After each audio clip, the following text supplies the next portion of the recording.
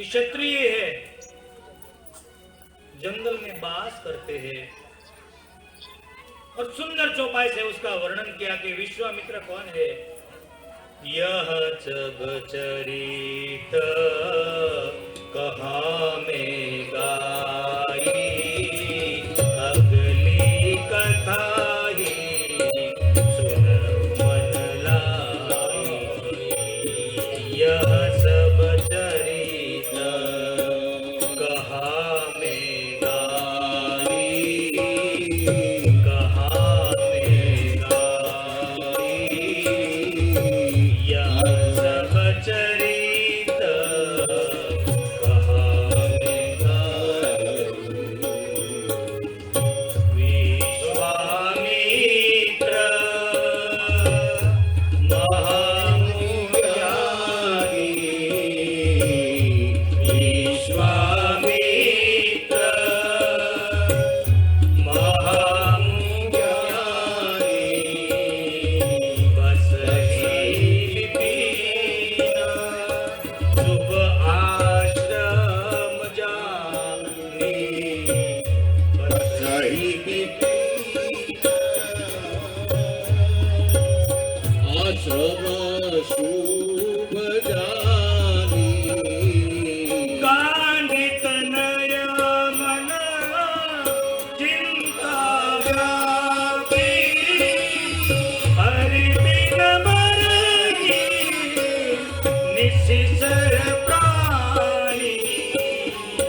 यह सब चरित कहाँ में गाई, कहाँ में गाई। अगले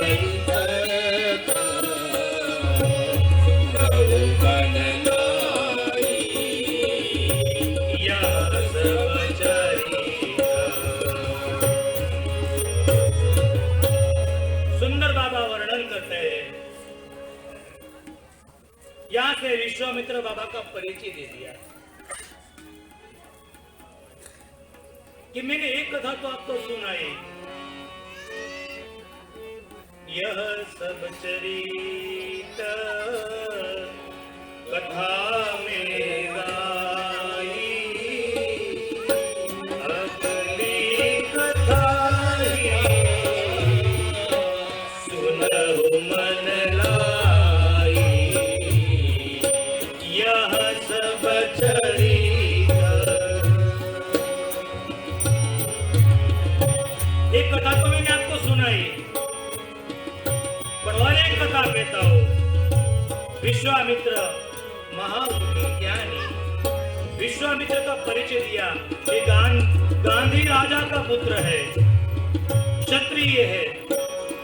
उसके मन में ऐसी भ्रांति बैठ गई कि जब तक ब्राह्मण बना नहीं जाता तब तक परमात्मा का दर्शन नहीं होता है। मन में भ्रांति बैठ गई, मन में चिंता व्यापी, गांधित नय मन चिंता व्यापी, हरि बिन मरहि निशिचर प्राणी। हरि बिन मरहि निशिचर पापी। गांधित नय मन चिंता व्यापी, हरि बिन मरहि निशिचर प्राणी। यह सब चरित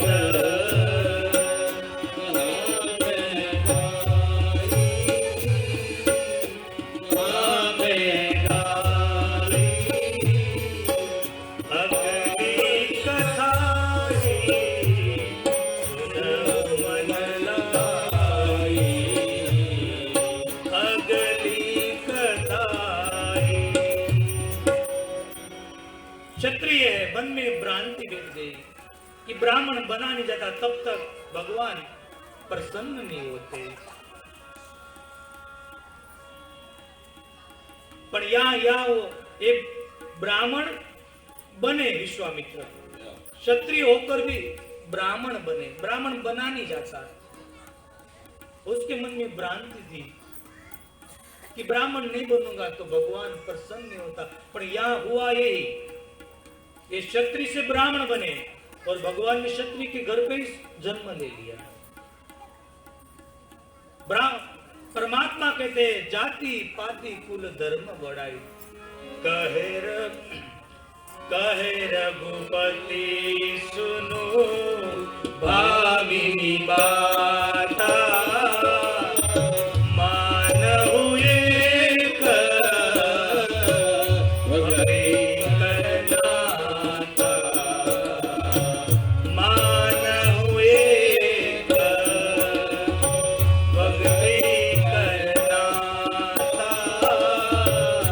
भक्ति रघुपति सुनो भामिनी बाता, कहे रघुपति। भगवान तो एक प्रेम से बंधन होते हैं। पूरा राज्य छोड़ा, ब्राह्मण बने, ब्राह्मण बना नहीं जाता। इतना तप किया, इतना जप किया और अंत में ब्राह्मण की पंक्ति में विश्वामित्र पूजे थे। यज्ञ करते हैं, तप करते हैं, पर मारीच और सुबाहु आके उसका यज्ञ का भंग करते हैं, यज्ञ होने नहीं देते। विश्वामित्र चिंतित में हो गया। गांधी तनया चिंता व्यापी, गांधी तनया चिंता व्यापी, हरि बिन बरहि निश्चित प्राणी, हरि बिन बरहि निश्चित पापी, गांधी तनया चिंता व्यापी, हरि बिन बरहि निश्चित प्राणी,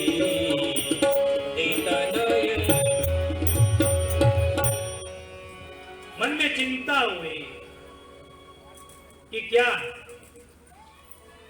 ये परमात्मा के हाथ के बिना मरेगी नहीं ये राक्षस।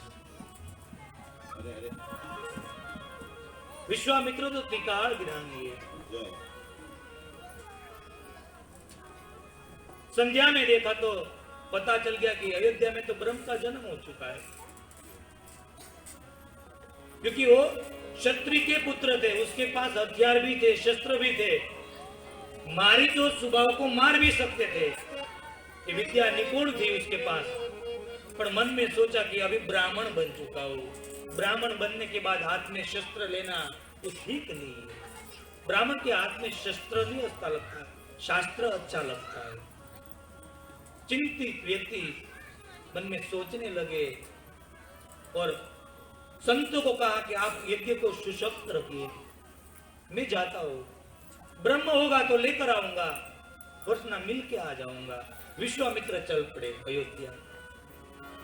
पर बाबा कहते सोच में उसको देरी नहीं लगी, पहुंच गए अयोध्या। भगवान की यात्रा करनी तो उसमें विलंब नहीं करो, विलंब नहीं करना चाहिए। जैसे श्रावण मास होता है तो भगवान के मंदिर पे कतारें लग जाती है महादेव के अभिषेक के लिए, पर जैसे अमावस्या आती है बाद में भगवान सोचते कि गया कहां, ऐसे नहीं।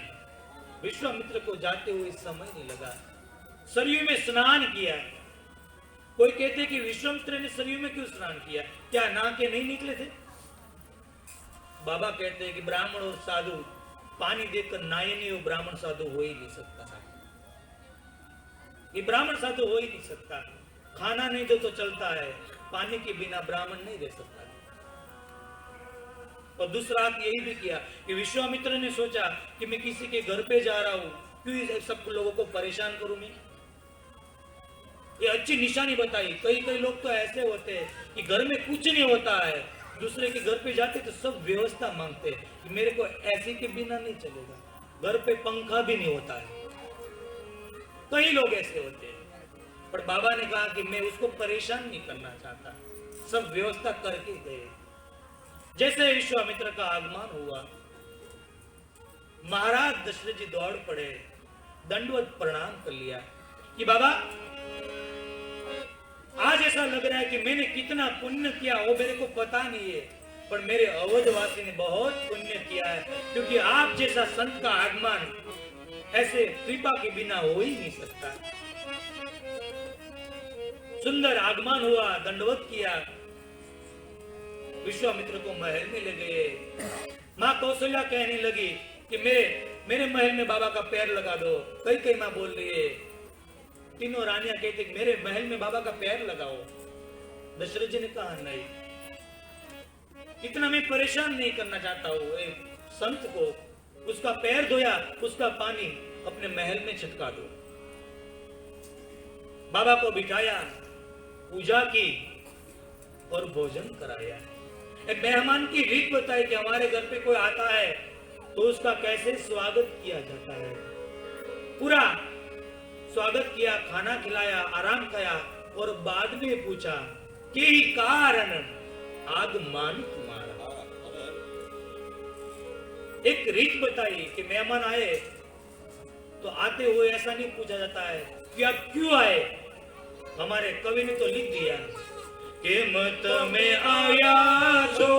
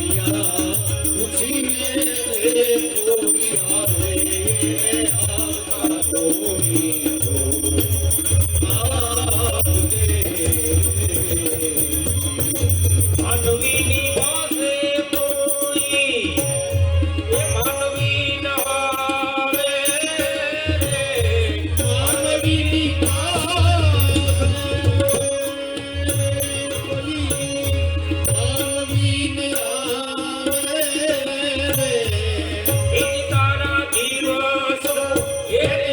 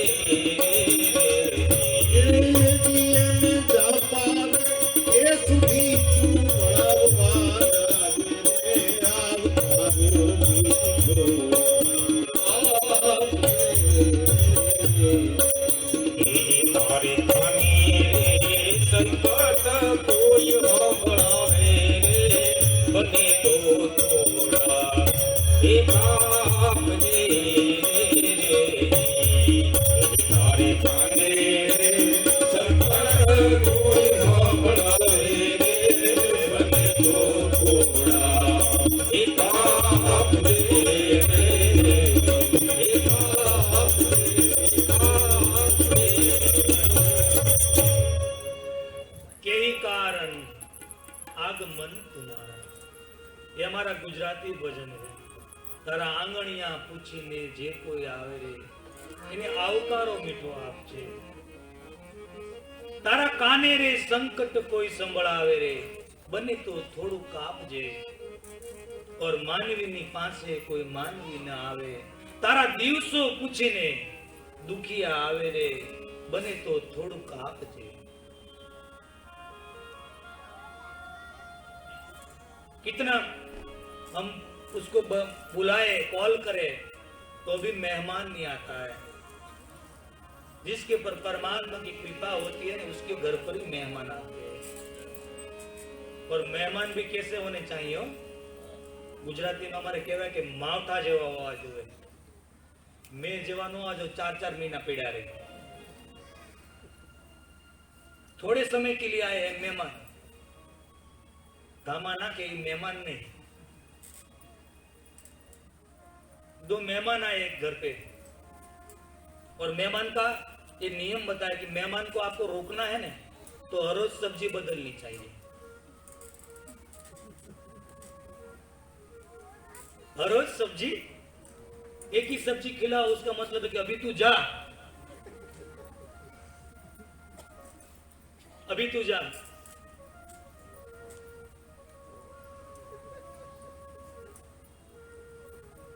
सब्जी बदलनी चाहिए. तो मेहमान आए, पति पत्नी ने उसका स्वागत किया, अच्छा लगा, अच्छी सब्जी लेकर आए, खाना खिलाया. 1 दिन 2 दिन अलग अलग बनाने लगे. वो घर पे जाने का नाम ही नहीं ले रहा था. फेविकोल लेकर आए थे, चिपक गए.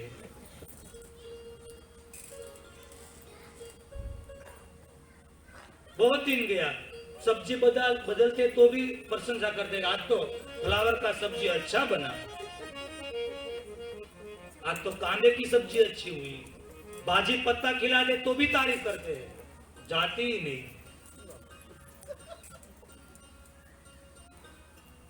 कढ़ी और खिचड़ी बनावी छेले, खाटी कढ़ी, तो भी वो दोनों पी गए. कढ़ी એટલે कढ़ी तारी घेर बनानी. पण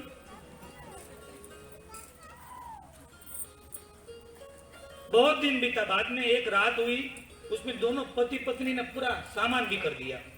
2 बज गया रात का. ये दोनों उठकर आके पूछने लगे कि आप क्या ढूंढ रहे हैं, हम कुछ मदद करें. आप क्या ढूंढ रहे हैं? तो बोला कि हम दस्तावेज देख रहे हैं कि हमारे नाम से है, आपके नाम से. जो आपसे नाम से है तो हम घर छोड़कर चले जाए. ये मेहमान नहीं. यहाँ स्वागत बताया कि इतना महाराज ने स्वागत किया. बाद में पूछा कि यही कारण आगमन तुम्हारा. बाबा आपका आगमन का कारण? विश्वामित्र ने कहा महाराज कोई बिना कारण से किसी के घर पे कोई जाता ही नहीं है. मैं एक कारण लेकर आया हूँ. क्या लेकर आया हूँ? असुर समूह सतावहि मोहि. असुर समूह सतावहि मोहि.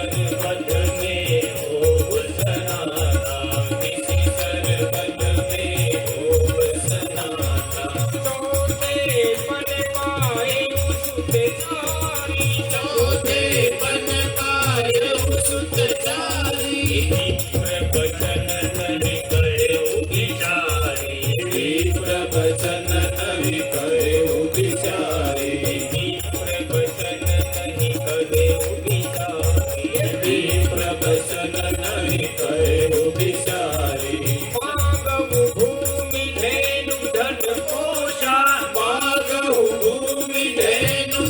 कोसा मागहु भूमि धेनु धन कोसा मागहु भूमि धेनु धन कोसा सर्वस देहु आज सब रोजा सर्वस देहु आज सब रोजा सर्वस देहु आज सब रोजा सर्वस देहु आज सब रोजा असुर समूह सतावहि मोहि मेजासन आए रूप तोहि मेजासन आए रूप तोहि मेजासन आए रूप तोहि मेजासन आए रूप तोहि। हे महाराज, मैं एक याचना करने आया हूं। पहली चौपाई में दशरथ जी के लिए शर्मजनक थी। असुर समूह सतावहि मोहि। महाराज, मेरे को असुर सताते हैं और मैं आपके पास भीख मांगने आया हूं। दशरथ जी नीचे देखते, विश्वामित्र कहते हैं कि आप जैसा सम्राट का शासन चल रहा हो और हमारे जैसे संतों ने आपके पास भीख मांगना पड़े। आप कभी अयोध्या से निकलकर देखते नहीं है कि हमारा संतों का यज्ञ चालू है या बंद है। हमको असुर सताते हैं या नहीं सताते। दशरथ जी नीचे देखे, शर्म हो गई। पर सुन लो राजा, मैं आपके पास जमीन जगह धन शस्त्र शास्त्र कुछ मांगने नहीं है।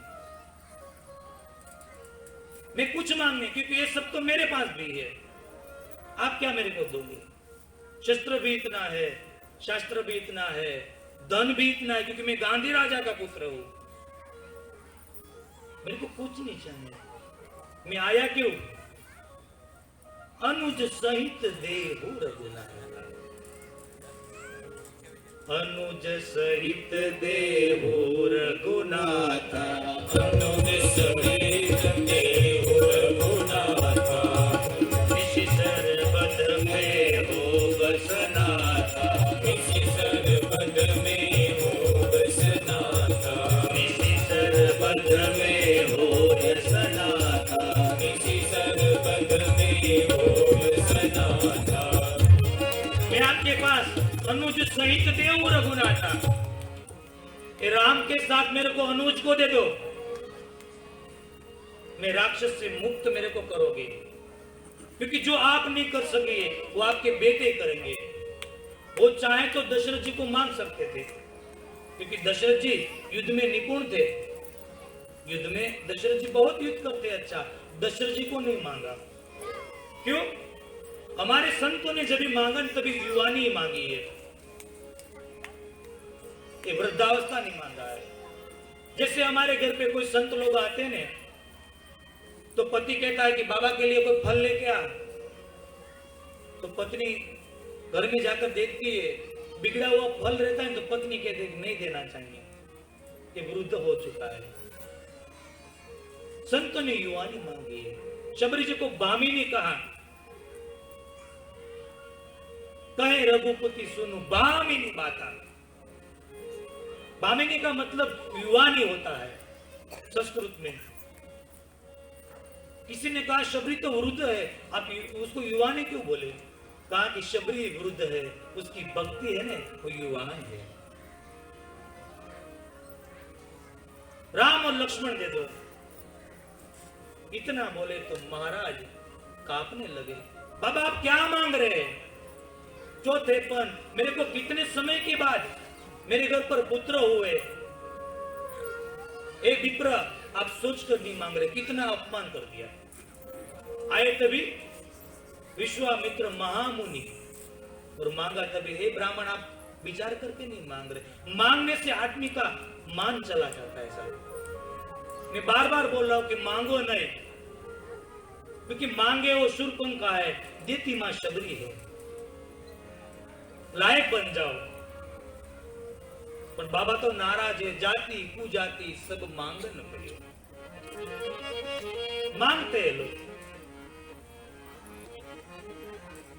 विश्वामित्र ने मांगा कहा कि ब्राह्मण आप सोचकर नहीं मांग रहे, क्योंकि सब सुख प्रिय मोहे प्राण की नाई, सब सुख प्रिय मोहे प्राण की नाई, सब सुख प्रिय मोहे प्राण की नाई, सब सुख प्रिय मोहे प्राण की नाई।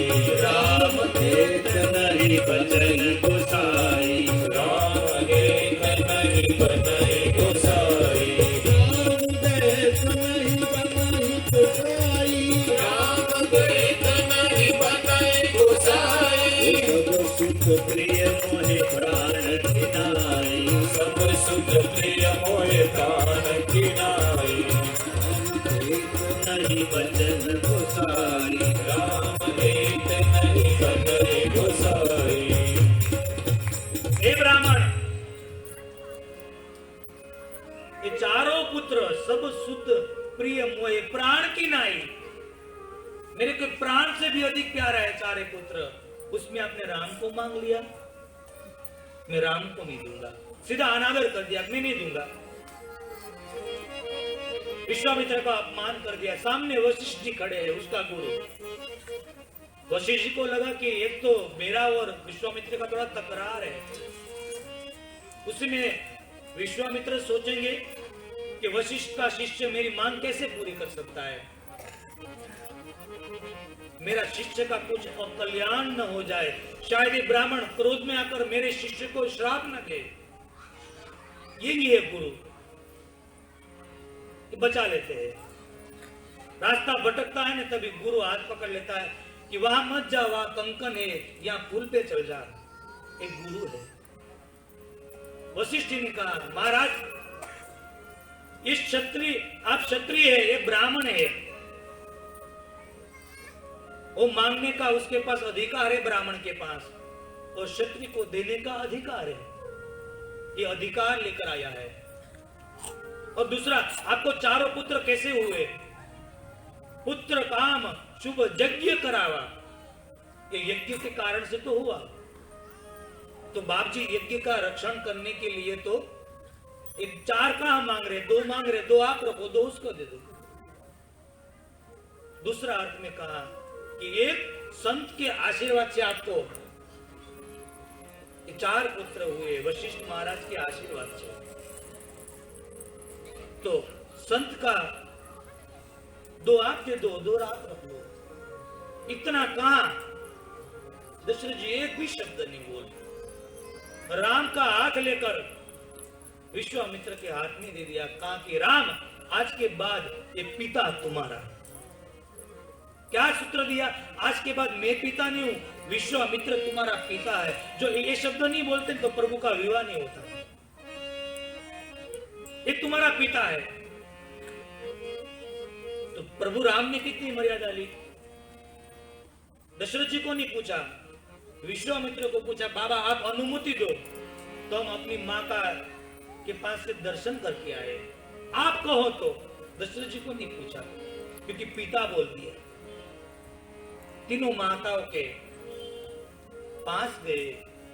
आज पहली बार प्रभु अयोध्या से बाहर जा रहे हैं।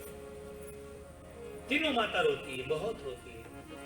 कई मां बहुत रोई, क्योंकि राम थोड़ा भी दूर जाए, मां कई बहुत राम को प्रेम करती है, बहुत प्रेम करती है। कोई कहते तो क्यों वनवास दे दिया? सब पूरी कथा पढ़ो एक बार तो पता चले कि मां कई कौन है।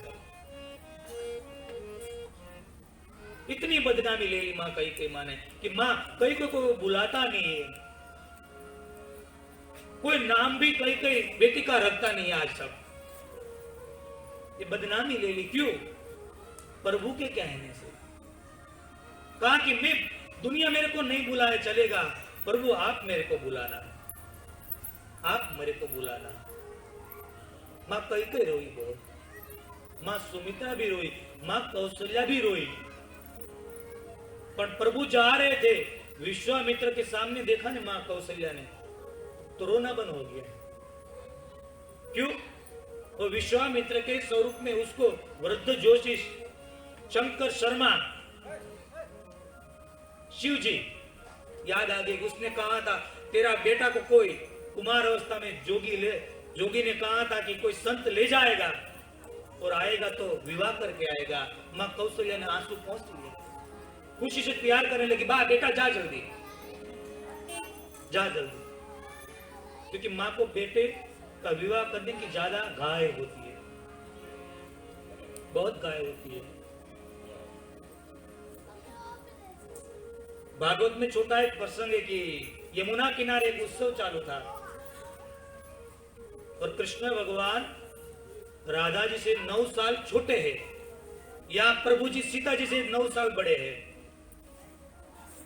तो राधा जी यमुना किनारे आई, बाबा नंद बाबा ने कहा कि राधा तू ये कृष्ण का उंगली पकड़कर उसको घर पे छोड़ जा। तो राधा को कृष्ण ने पहली बार देखा था। राधा जी का रूप ही ऐसा था साहब, मुख में बंसी थी तो बंसी बजा नहीं पाए, फूक लगा नहीं पाए, पत्थर की जैसे खड़े हो गए, फूक नहीं मार सके बंसी को। राधा का रूप देखते हुए गए, इतनी मां राधा जी सुंदर थी। कृष्ण भगवान को लेकर यशोदा मां के पास मां जाती है राधा जी।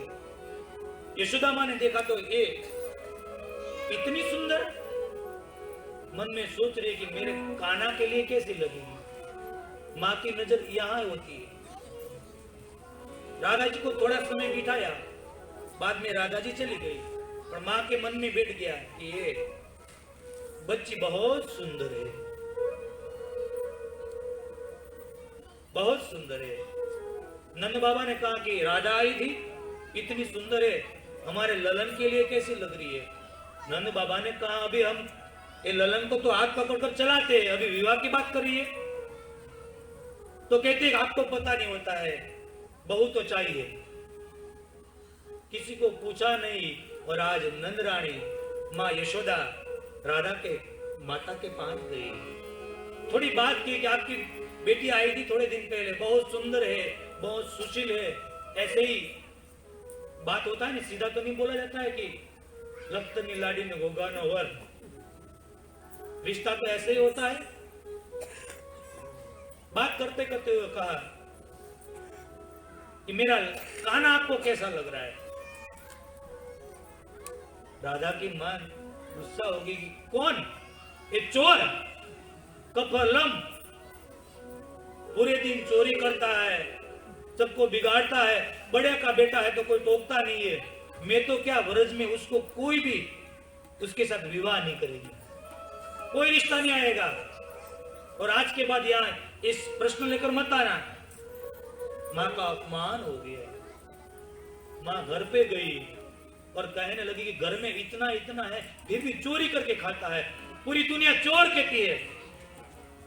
कहीं को ऐसी आदत होती है, घर का अच्छा नहीं लगता, घर में गांठिया बनाते हैं वो अच्छा नहीं लगता, बाजार का अच्छा लगता है, क्योंकि उसमें और प्रवाही होते हैं, पसीना होता है और भी होता है, वो बहुत अच्छा लगता है।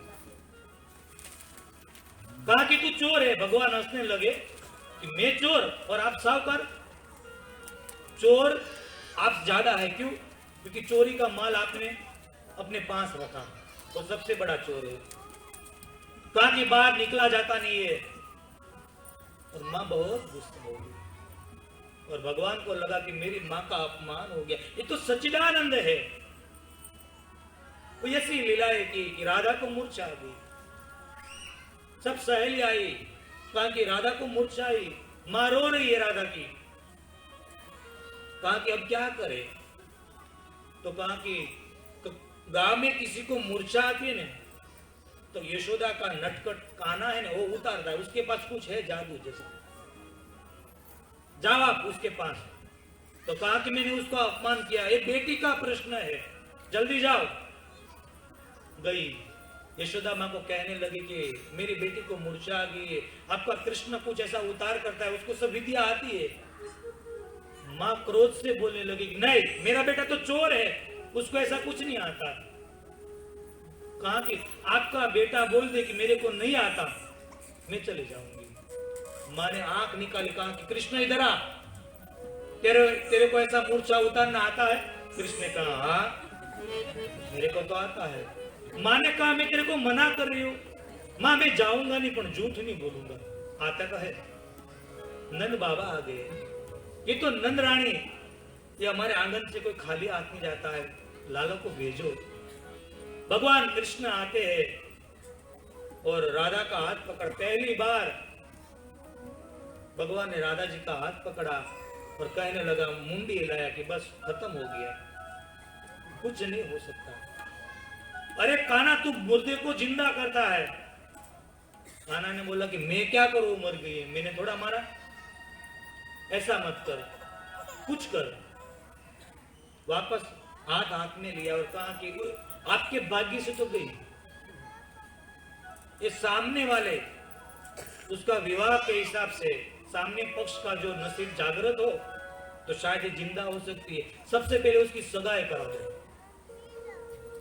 अरे राधा की मां बोले कि सगाई में कहां तुरंत करवाओ, तो जिंदा नहीं होगा। गोपियों ने बोला कि जल्दी जा, नंद जैसा घर कहां मिलेगा। दौड़ती गई और कहा कि मैंने आपको राधा दी। यशोदा मां मना कर रहे। गांव में अभी एक नियम है कि जो पानी का मटका रहता है या तो मेन गेट होता है ना, वहां तिलक लगा देते ना, तो पहले से उसकी सगाई हो जाती है, ऐसा नियम है गांव में। तो तिलक लगाया और कहा कि राधा को दिया। और कृष्ण ने पूछा क्या हो गया, आज हो गया। और अपने मोर पंख निकाला ये अखिल ब्रह्मांड के मालिक ने, और राधा जी के कान में कुछ बोला। क्या बोला भागवत में नहीं लिखा है, कुछ बोला और राधा जी खड़ी हो गई। राधा जी नु मगुआयु कानूरानी साथे,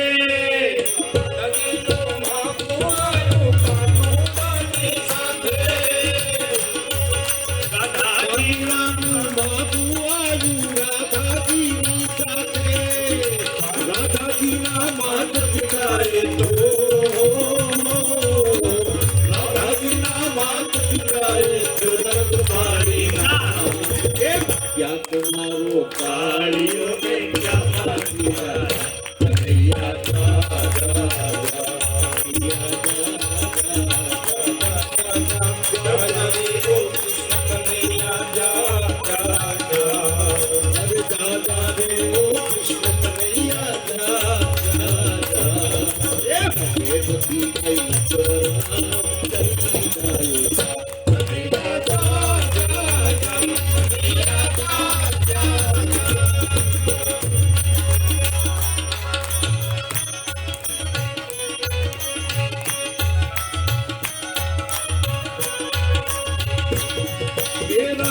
मारी भूवर पानी कंचन वरणी काया, राधा मारी भूवर पानी कंचन वरणी काया। आव कारो कानूनो ये लोक बदल दिवाया, आव कारो कानूनो ये लोक बदल दिवाया।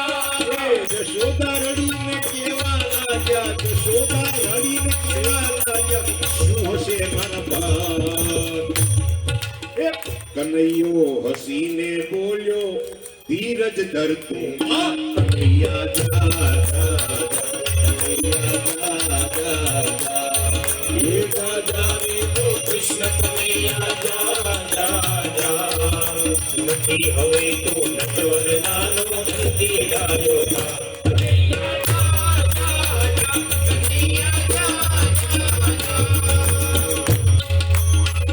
कन्हैया वेणुवाणी कौदे भुवन जगा।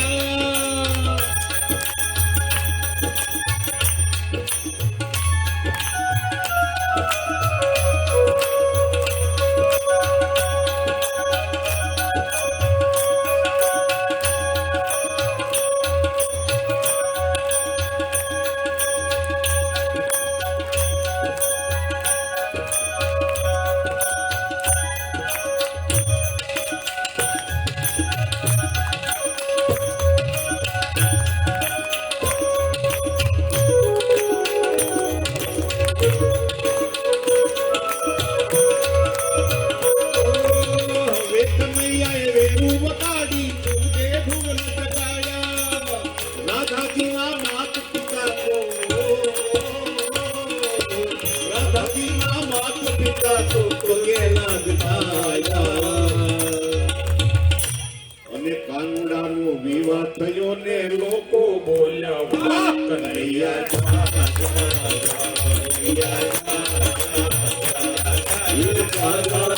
કૃષ્ણ કનૈયા કૃષ્ણ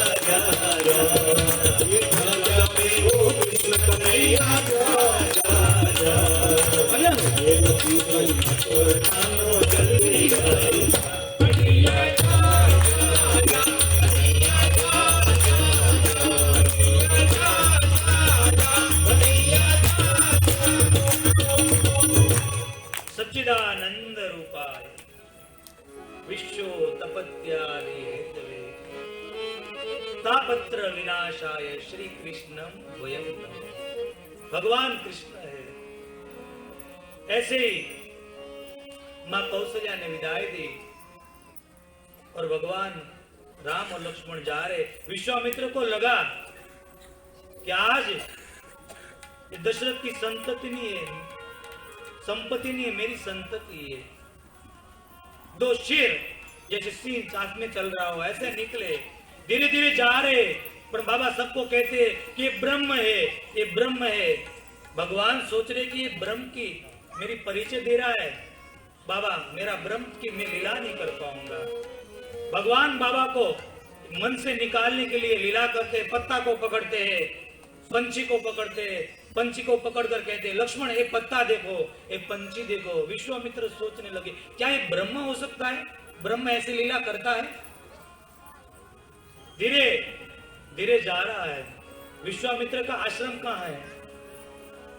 विश्वामित्र का आश्रम कहाँ है? बक्सर, बक्सर में आश्रम है विश्वामित्र का। और धीरे धीरे जा रहा है। ताटक वन आया। चले जात मुनि दिखाई, चले जात मुनि दिखाई, निताड़ का क्रोध करताई, निताड़ का क्रोध करताई। राम और लक्ष्मण जा रहे विश्वामित्र के साथ। विश्वामित्र मन में सोचते ब्रह्म नहीं हो सकता। बातें करते करते जा रहे। उसमें ताटक वन आया और ताड़का की बात सुन ली। ताड़का आ रही है। जैसे ताड़का आ रही है विश्वामित्र ने कहा राम यही है ताड़का।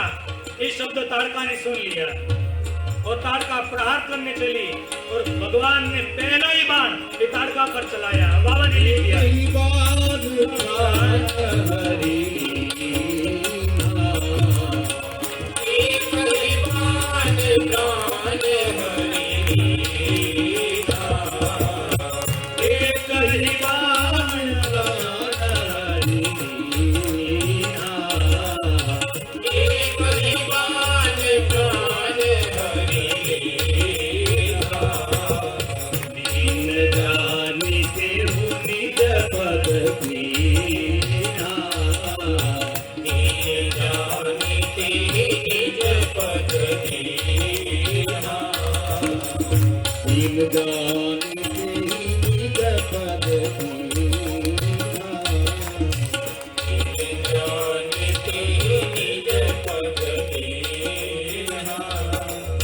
भगवान ने पहला राक्षस को नहीं मारा, राक्षसी को मारा, मूल को मार दिया जहां से राक्षस जन्म लेते हैं। एक ही बाण प्राण हरि ना। ताड़का को मारा, ताड़का मरी, फिर भी विश्वामित्र मानने के लिए तैयार नहीं है। ब्रह्म नहीं है, शायद ये शस्त्रबाज हो सकते हैं। बाण लगाए और ताड़का मर गई। विश्वामित्र मानने के लिए तैयार नहीं है। पण दीन जानी ते निज पद दीना। पास गए, दीनता देखी और पद दे दिया। विश्वामित्र को पता चल गया कि मार तो मैं भी सकता हूं पर मैं तार नहीं सकता हूं। मारे और तारे ये ब्रह्म है, ये ब्रह्म है। ताड़का मरी, शस्त्र शास्त्र जो भी था भगवान ने खुद दे दिया। बला और अति बला नाम की विद्या दी कि भूख न लगे, प्यास न लगे, तेज बनता रहे। आश्रम में लेके गए। सबको सत्संग किया, रात हुई, दूसरे दिन विश्वामित्र भूल गए यज्ञ करना क्या है। विश्वामित्र ने सोचा कि यज्ञ करके जिसको पाना चाहता वो तो आ गया, अभी यज्ञ करके मेरे को क्या काम है। पर संत कहते हैं तप यज्ञ और मंत्र कभी बंद नहीं करना चाहिए। भगवान ने कहा कि बाबा आप यज्ञ कर रहे थे, यज्ञ तो कुछ नहीं हो रहा है, आप यज्ञ करो। देखते एक तरफ मैं खड़ा और दूसरी तरफ सुमित्रा नंदन खड़ा है, किसकी ताकत है। और भगवान खड़े रह गए पीतांबर पैर के, और स्वाहा स्वाहा स्वाहा की नाद हुआ, आकाश में से मारिश और सुबाहु आया, मारिश आया। भगवान ने पीने फर का एक बाण मारा, 400 गांव लंका के पास समुद्र में फेंक दिया। सुबाहु आया, भगवान को लगा उसकी जरूरत नहीं है, पाव का बाण मारा, आकाश में जला दिया, भस्म हुआ, पवन आया और भस्म चली गई। पापी को भगवान ऐसे मारते, उसकी कोई निशानी रहने देते ही नहीं, भस्म भी उड़ जाती है। यज्ञ खत्म हुआ, ऋषि का यज्ञ खत्म हुआ, कुछ समय रुके वहां। दूसरे दिन सब सत्संग कर रहे थे, उसमें एक दूत आया, विश्वामित्र को पत्र दिया। विश्वामित्र पत्र पढ़कर हंस रहे हैं। ये जनक जी का पत्र था, जनकपुर आने के लिए आमंत्रण था। विश्वामित्र के मन में लगा कि मेरी इच्छा है, क्या राम को मैं जनकपुर ले जाऊं, पर शायद राम ऐसा कहेंगे कि मेरे पिता को मेरे को अनुमति चाहिए। पर परमात्मा ने कहा कि मेरी ऐसी इच्छा है परमात्मा कि आप यज्ञ पूरा करने आए, तो अभी 2 यज्ञ बाकी है, आपने एक मेरा पूरा कर दिया। मेरे को मारिच और सुबह सता रहे थे, आपने उसको नाश कर दिया, अभी 2 यज्ञ और बाकी है। एक यज्ञ अहल्या का प्रतीक्षा का यज्ञ है, और दूसरा जनक महाराज का यज्ञ है, उसको रावण और बाणासुर सता रहे हैं। यज्ञ नाम दिया और बाबा ने लिख दिया, धनुष यज्ञ सुनि रघुकुल नाथा, धनुष यज्ञ सुनि रघुकुल नाथा, रसी चले मुनि हर के साथ, रसी चले मुनि हर के साथ, आश्रम देव आश्रम देव दीन भगवानी, खग मृग जीव जंतु तहनाहि, खग मृग जीव जंतु तहनाहि। पूजा मुनि शीला प्रभु देवी, सकल कथा मुनि कहा विशेषी, सकल कथा मुनि कहा विशेषी। धनुष यज्ञ का नाम दिया। भगवान आगे चलने लगे, धनुष यज्ञ तो मेरे को आना ही चाहिए। भगवान ने धीरे धीरे चल पड़े, रास्ते में आश्रम देख लिया। ये आश्रम देखने के बाद प्रभु को लगा कि इतना शांत, ये नीरव शांति। तो आश्रम देखने के बाद प्रभु को मन में लगा और बाबा को पूछा, बाबा ये आश्रम किसका है? इतनी नीरव शांति बाबा मैंने कहीं नहीं देखी है। यहाँ पशु पंखी भी खिलौर नहीं करते, यहाँ झाड़ खड़े हैं ना तो समाधि में खड़े हैं, ऐसा लग रहा है बाबा। ये आश्रम कौन सा है? और ये शिला पड़ी है पत्थर के रूप में, ये शिला कौन है? और विश्वामित्र जी अहल्या जी का प्रकरण की पूरी कहानी बता। गौतम नारी श्राप बस, उपल देह धरि धीर, चरण कमल रज चाहती, कृपा करहु रघुबीर, चरण कमल रज चाहती कृपा करो रघुपति। अहल्या जी का पूरा प्रकरण की बात करते हैं कि प्रभु, एक गौतम ऋषि का आश्रम है। ये प्रकरण हमारे लिए बहुत समझने जैसा प्रकरण, बहुत समझने जैसा। ब्रह्मा जी ने एक स्त्री की उत्पत्ति की, वो इतनी सुंदर थी, वही अहल्या जी।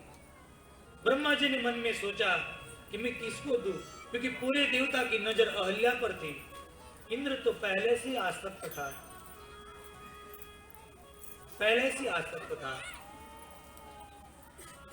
पर ब्रह्मा जी ने गौतम ऋषि को थापन के रूप में दिया कि आप संभालो। और कई समय तक अहल्या जी को गौतम ऋषि ने संभाला और समय के अनुसार अहल्या जी का हाथ वापस ब्रह्मा जी के हाथ में दे दिया। आप देखो, सभी देवता की नजर अहल्या पर थी, पर गौतम ऋषि ने आंख उठाकर भी नहीं देखा। ये साधु था, थापन के रूप में वापस दे दिया। ब्रह्मा जी ने सोचा कि अभी मैं ये अहल्या का हाथ किसको दूं। एक तरफ इंद्र भोगी है, दूसरी तरफ गौतम योगी है, मैं किसको दूं। भोगी को नहीं दी, गौतम योगी को दी। इसके हिसाब से गौतम नारी नाम हुआ। परमात्मा को कहानी सुना रहे कि एक बार इंद्र पहले से आसक्त था और परमात्मा को सुनाते हुए कहते कि इंद्र ने ऐसा कपट किया, चंद्र का सहार लिया और गौतम ऋषि का बनावटी स्वरूप लेकर यह आश्रम में आता है। संत लोग चंद्र के हिसाब से पता चलता है कितना समय हुआ है। चंद्र का सहारा लिया और गौतम ऋषि को लगा कि सुबह हो चुका है और स्नान करने चले गए। और पीछे से इंद्र ने बनावटी वेश लिया और अहल्या मां के साथ रहने लगा। आकाशवाणी हुई, ए ऋषि, आपके आश्रम में कुछ अनर्थ हो रहा है, आप जल्दी जाओ। ये गौतम ऋषि वापस आश्रम में आए तो इंद्र वहां से निकल रहा था। गौतम ऋषि ने कहा कि इंद्र रुक जा, वरना जला दूंगा मंत्र के हिसाब से। इंद्र रुक गया, कहा कि इतनी बड़ी पदवी पर पहुंचने के बाद ऋषि के आश्रम में आते हुए तेरे को शर्म नहीं लगती?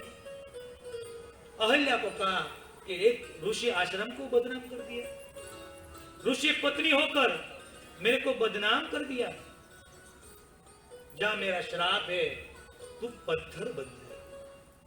अहल्या को कहा कि तू पत्थर बन जाएगी और इंद्र को कहा कि क्या तू ऐसा समझता है कि तू बच पाएगा? तू कितना भी महान हो, ये ब्राह्मण का श्राप है, तेरे शरीर में 1000 छिद्र हो जाएगी। ये विचित्र श्राप है। पानी का मटका होता है, उसमें कोई छोटा छिद्र लगा दो नहीं तो धीरे धीरे धीरे पानी निकल जाता है। ऐसे इंद्र कितना भी पुण्यशाली हो, पर एक ब्राह्मण का श्राप है, इंद्र नहीं बच सकता। दोनों ने क्षमा मांगी।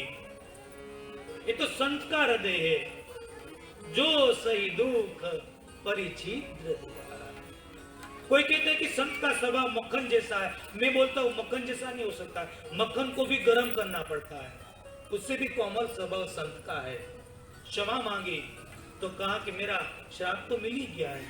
अहल्या को कहा कि त्रेता युग में राम यहां से आएंगे नहीं, राम जी की चरण से तेरे को वापस तेरा पुनः शरीर मिल जाएगा। और इंद्र को कहा जनकपुर में परमात्मा का विवाह के वक्त तू परमात्मा को 1000 दृष्टि से दिखवाएगा, तभी तेरा सौंदर्य तेरे को भी वापस। एक गौतम ऋषि का आश्रम के बारे में विश्वामित्र कहते हैं कि परमात्मा उसको कोई नहीं बुलाता, मनुष्य तो नहीं बुलाते, उसको पशु पंखी भी नहीं बुलाते। और बाबा जिसको कोई नहीं बुलाता ने, उसको प्रमाण दिया है कि दो व्यक्ति बुलाते हैं, या तो संत या तो भगवंत। जटायु की पंख कपी, तभी राम जी ने सहारा दिया, राम जी ने सहारा दिया। और जटायु का भाई संपाति चंद्रमा नाम का संत ने उसको आश्रय दिया। जिसको कोई नहीं बुलाता, प्रभु आप उसको बुलाओ, और कहा कि आपके पास वो चरण रज मांग रही है। गौतम नारी शाप बसल देह धरि चरण कमल रज चाहती, कृपा करो रघुवीर। प्रभु कृपा करो। एक संत ने दलील कर दी कि आप कृपा करो। अहल्या को प्रभु क्यों मिले पता है? अहल्या को अयोध्या जाना नहीं पड़ा, अयोध्या वासी को अहल्या के पास आना पड़ा। क्यों? अहल्या ने धीरज धरी। भक्ति में धीरज और प्रतीक्षा से परमात्मा आते। शबरी जी ने प्रतीक्षा ली और अहल्या जी ने धीरज धर ली। परमात्मा आए। परमात्मा को लगा कि मैं रघुवंशी हूं, ऐसे कोई स्त्री को उठाना है तो हम स्पर्श नहीं कर सकते, मैं तो ब्रह्म हूं, और ये तो इस संत की पत्नी है, मैं उसको पैर से कैसे स्पर्श करूं? पर कहा कि मेरे गुरु ने कह दिया है, गुरु का आदेश हो गया है, बाद में देखा जाएगा। और परमात्मा ने अपना पैर स्पर्श किया। पर तुलसीदास महाराज के कि परमात्मा ने अपना पैर उठाया, पवन का झोंका आया, उसकी रज अहल्या को स्पर्श हुई और अहल्या उत्पन्न हुई। पर बाबा मना करते हैं। परमात्मा ने उसको स्पर्श किया, क्योंकि लिखा है पर सद शोकन सावन प्रकट भई तप कुंज सही देखत रघुनायक जन सुखदायक सन्मुख होई कर जोड़ी रही अति प्रेम अधीरा पुलक शरीरा मुख नहीं आवई बसन कही अतिशय बड़े भागी शरण नहीं लागी जुगल नयन जलधार वही धीरज मन कीना प्रभु बहु दीना रघुपति कृपा भक्ति पाई यति निर्मल वाणी स्तुति ठानी ज्ञान गम्य जय रघुराई मैं नारी पावन प्रभु जग पालन रावण पूजन सुखदाई राजीव विलोचन अब भय मोचन पाहि पाहि हे मुनि श्राप जो दीना अति भर कीना परम अनुग्रह में माना देखो हरि लोचन हरि भव मोचन हरि लाभ शंकर जाना कीर्ति प्रभु मोरी श्रीमती घोरी नाथ न माधव बरसाना पद कमल परागा रस अनुरागा मम मन मधुप करे पाना तेरी पद सुरनीता परम पुनीता प्रगट भई सिंह शीश धरी यही भांति जिहारी गौतम नारी बार बार हरि चरण हरि जो अति मन भावा सो मन पावा वैपति रोग आनंद हरि पर सावर प्रगट भई सब कुंज सही प्रगट भई सब कुंज सही। भगवान ने अपना पैर उठाया, अहल्या जी को स्पर्श हुआ, नया चैतन्य प्रकट हो गया। अहिल्या कितनी भाग्यशाली, जिसने आंख खोला तो सामने राम थे। गदगदित हो गई अहिल्या मां, कुछ बोलना चाहती है, पर अति प्रेम अधीरा, पुलक शरीरा। बहुत ज्यादा प्रेम होते तो बोल नहीं सकते। प्रेम छिपायो न छिपे, जा पर प्रगट होई, लोग मुंह से बोल न सके तब नयन देते हैं। अहिल्या जी की आंख से आंसू बहते हैं। परमात्मा को कहते हैं कि मैं नारी अपावन, प्रभु जग पावन। मैं अपावन नारी, प्रभु तो आप तो जगत के पावन हो। मुनि शाप जो दीना, अति बल कीना। मेरे को गौतम, मेरा पति ने मेरे को श्राप नहीं दिया, वो श्राप नहीं देते तो आपका चरण की रज मेरे को कैसे मिलती। प्रभु अभी तो एक ही काम करना है, आपके चरण में मेरा मन भंवर बनकर आपके चरण में बने रहे, बस और कुछ नहीं। मां अहिल्या रो रही है और अंत में लिखा गया, यही भ्रांति सिधाई गौतम नारी, बार बार हरि चरण परी, जो अति मन भावा सो बर पावा, गई पति लोक आनंद भरी। यही भ्रांति सिधाई गौतम नारी, बार बार हरि चरण परी। भगवान को प्रणाम कर अपने पति लोक में गई, जहां से वापस आना ही न पड़े। यहां विश्वामित्र ने पद दे दिया, पतित पावन। यहां तक राम, ये पंक्ति है, रघुपति राघव। भगवान रघुकुल में अवतरे तो बोला कि रघुपति है। मां कौशल्या राघव को बोलाती थी, तो रघुपति राघव।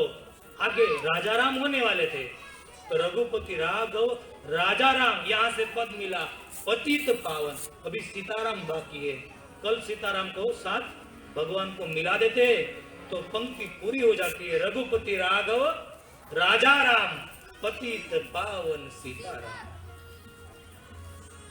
अहिल्या जी को उद्धार किया, भगवान निकल पड़े। मन में थोड़ा ऐसा मन में लगा कि मैं ऋषि पत्नी को स्पर्श किया, गंगा नदी आई, परमात्मा ने स्नान किया और पूछा, बाबा ये नदी कौन सी है? विश्वामित्र ने कहा, आपसे पैर से निकली, शिव जी से जटा से निकली, ब्रह्मा जी से कमंडल से निकली, आप मेरे को पूछते।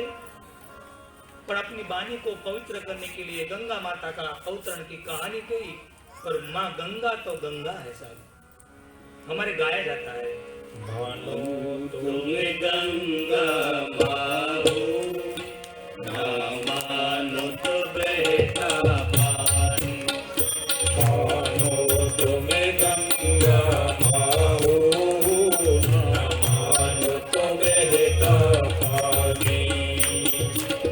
मानो तो बहता पानी, जो स्वर्ग की धरती को प्यार की वही निशानी। मानो तुम्हें गंगा माहो, मानो तो बहता पानी। मानो तो बहता पानी। हर हर गंगे, हर हर गंगे, हर हर गंगे, हर हर गंगे, हर हर गंगे, हर हर गंगे, हर हर गंगे, हर हर गंगे। विश्वामित्र ने गंगा माँ का अवतरण की पूरी कथा सुनाई। और अभी धीरे धीरे जनकपुर की तरफ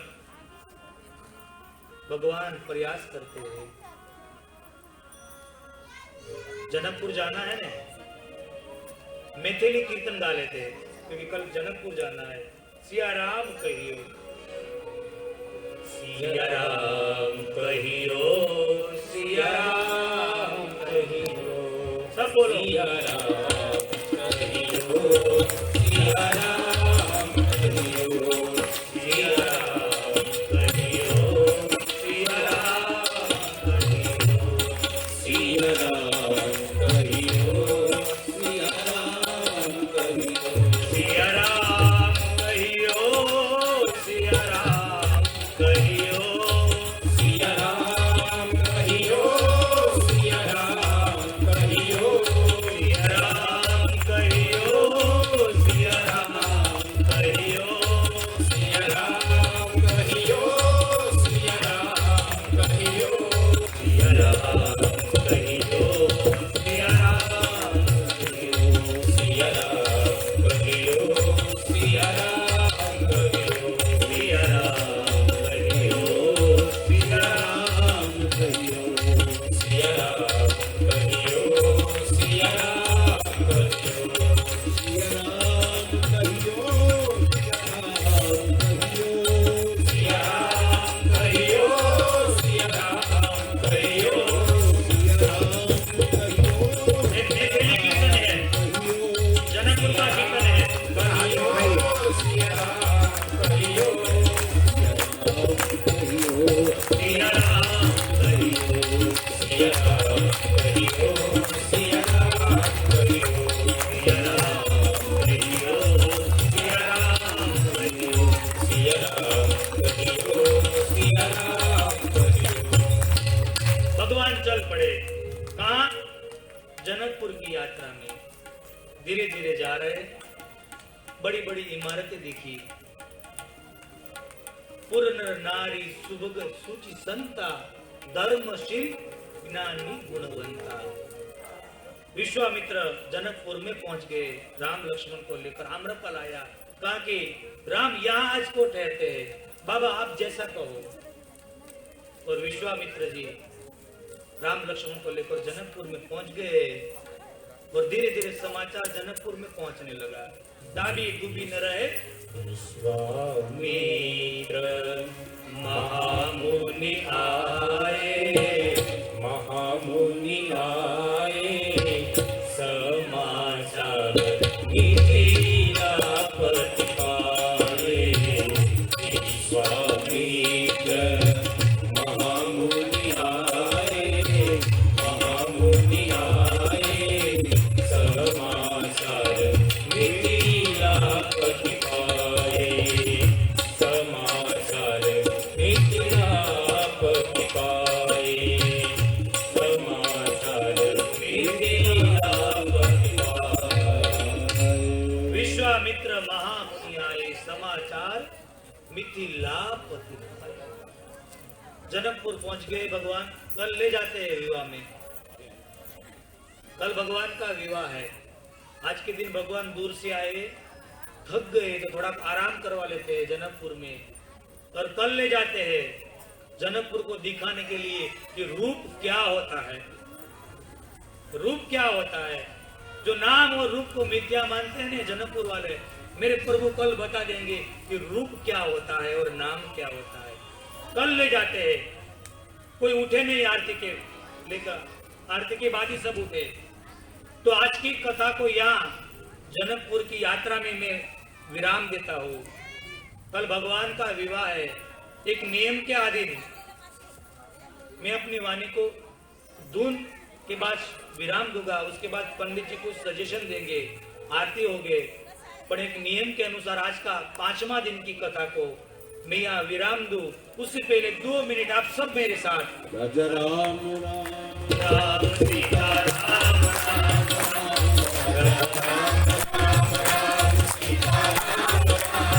राजा राम राम राम सीता राम राम राम राजा राम राम राम सीता राम राम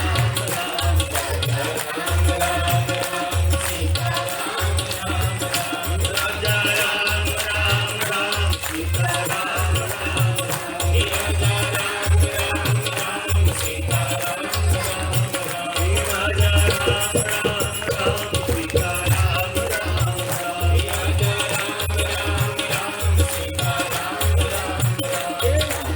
राम राम राम सीता राम राम